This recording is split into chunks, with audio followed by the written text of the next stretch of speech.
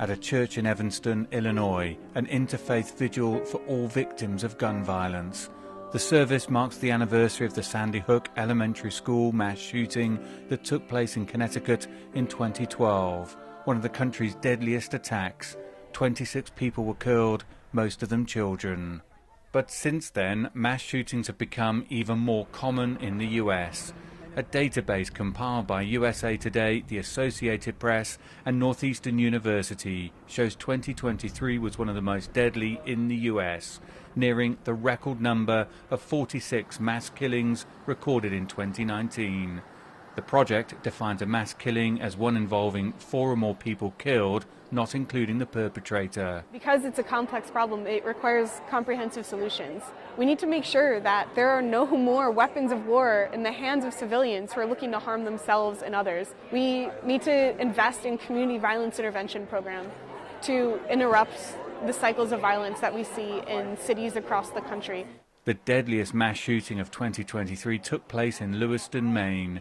18 people were killed when an Army reservist opened fire at 2 locations before killing himself. While the second deadliest mass shooting of the year took place in Monterey Park, California, during Lunar New Year celebrations. 11 people were killed in that attack. Gun violence is preventable, and we can do something to prevent gun violence. We didn't lose these loved ones we have. They were taken from us by someone that shouldn't have had a weapon. Other groups count mass shootings in different ways. The Gun Violence Archive includes incidents where at least 4 people are wounded, regardless of deaths. Its count has 2023 close to surpassing last year's figure of 645. No matter how you define mass shootings, 2023 will go down as another grisly year for gun-related deaths in the US. And it has once again raised more questions as to how the country can best address this divisive issue. George Dunn owns a safe store and a firearm transfer company in Chicago. It's not a gun problem. It's a people problem.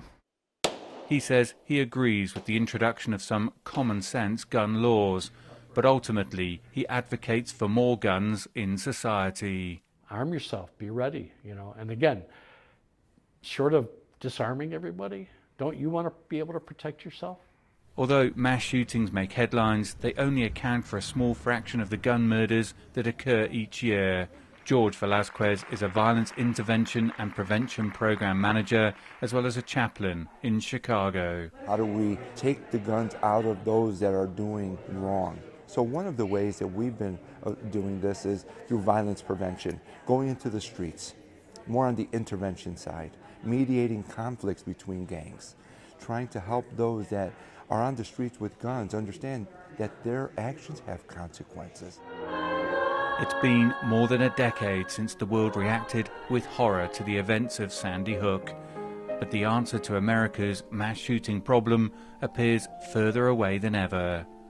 Dan Williams, CGTN, Chicago.